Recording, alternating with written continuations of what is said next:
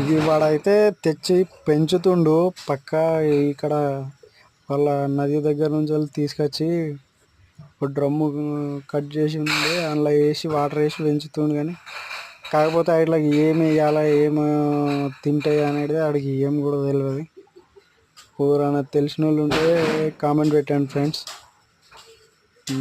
బాగానే ఉన్నాయి, మంచిగా పెరిగితే హైలైట్ అవుతాయి.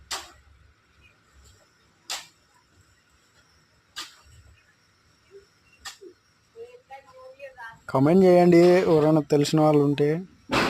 ఆడేమంటుండ అంటే ఒక 2-3 చనిపోయినారా ఇట్లా, అవి ఎందుకు చనిపోయినాయి ఏమో అని.